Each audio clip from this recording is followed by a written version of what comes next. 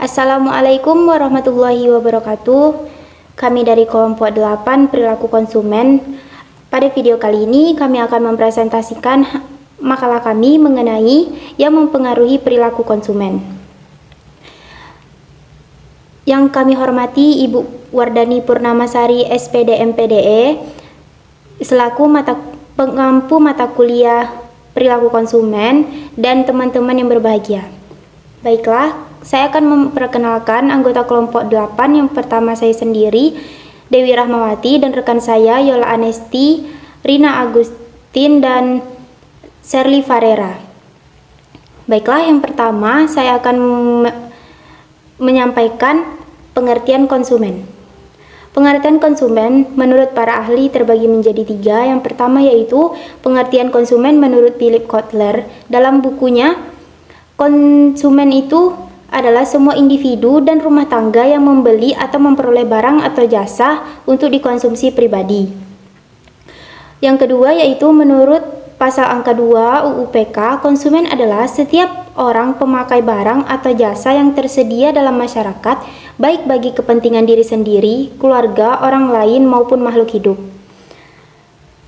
Yang ketiga, pengertian konsumen menurut James F. Angel. Perilaku konsumen didefinisikan ialah tindakan-tindakan individu secara langsung terlibat dalam usaha memperoleh dan menggunakan barang, jasa ekonomi, termasuk proses pengambilan keputusan yang mendahului dan menentukan tindakan.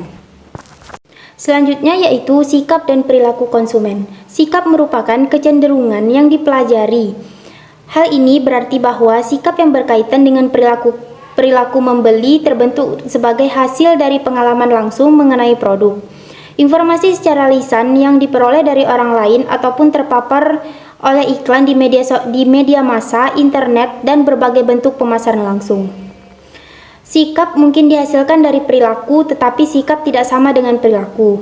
Perilaku yang diperhatikan konsumen dalam mencari, membeli, dan menggunakan serta mengevaluasi, mengabaikan produk, jasa, atau ide yang diharapkan dapat memuaskan konsumen untuk dapat memuaskan kebutuhannya dengan mengkonsumsi produk atau jasa yang ditawarkan.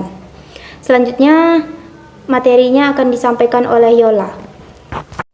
Baik, selanjutnya saya Yola Anesti akan melanjutkan penjelasan yang C, yaitu karakteristik sikap. Karakteristik sikap terbagi antara lain yang pertama, sikap memiliki objek. Di dalam konteks pemasaran, sikap hak konsumen harus terkait dengan objek. Objek tersebut bisa terkait dengan berbagai konsep konsumsi dan pemasaran, seperti produk, merek, iklan, harga, kemasan, penggunaan, media, dan sebagainya. Dan yang kedua ada konsistensi sikap. Sikap adalah gambaran perasaan dari seorang konsumen dan perasaan tersebut direfleksikan oleh perilakunya. Karena itu, sikap memiliki konsistensi dengan perilaku. Tetapi walaupun mempunyai konsistensi, sikap tidak selalu harus permanen. Artinya, sikap dapat berubah. Sikap bisa positif, negatif, dan netral. Yang ketiga itu intensitas sikap.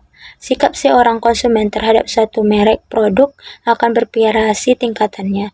Ada yang sangat menyukainya, atau bahkan ada yang begitu sangat tidak menyukainya. Ketika konsumen menyatakan derajat tingkat kesukaannya pada suatu produk, maka ia mengungkapkan intensitas sikapnya. Intensitas sikap terbagi pula beberapa poin. Yang A adalah resistensi sikap. Resistensi adalah seberapa besar sikap seorang konsumen bisa berubah. Yang B, persistensi sikap. Persistensi adalah karakteristik sikap yang menggambarkan bahwa sikap akan berubah karena berlalunya waktu. Dan yang C adalah keyakinan sikap. Keyakinan adalah kepercayaan konsumen mengenai kebenaran sikap yang dimilikinya. Yang D ada sikap dan situasi. Situasi akan berubah Situasi akan mempengaruhi sikap konsumen terhadap suatu objek.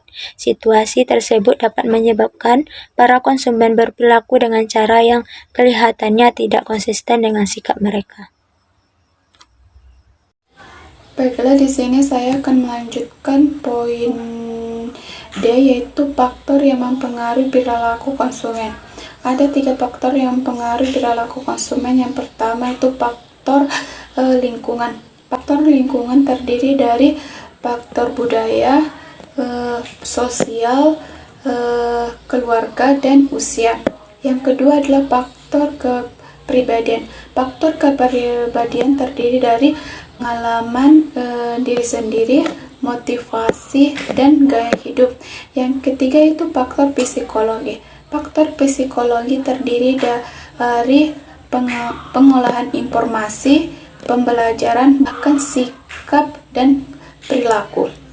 Faktor-faktor tersebut mempengaruhi konsumen untuk membeli produk, baik barang ataupun jasa yang diinginkan. Faktor-faktor tersebut meliputi faktor budaya. Budaya dan sosial itu sangatlah penting karena mempengaruhi perilaku pembelian. Faktor sosial selain faktor perilaku konsumen dipengaruhi oleh faktor sosial seperti kelompok acuan, keluarga, peranan, dan status sosial. Sedangkan faktor kepribadian yaitu keputusan pembeli juga dipengaruhi oleh faktor kepribadian dan karakter dari pembeli tersebut, yang meliputi usia, siklus kehidupan, ekonomi, pekerjaan, kepribadian, konsep diri, dan juga nilai-nilainya. Selanjutnya materi dilanjutkan oleh Starly. Baiklah, saya akan melanjutkan materi selanjutnya, yaitu E, mempengaruhi sikap dan perilaku. Kepercayaan konsumen terhadap suatu produk bahwa produk tersebut memiliki atribut adalah akibat dari pengetahuan konsumen.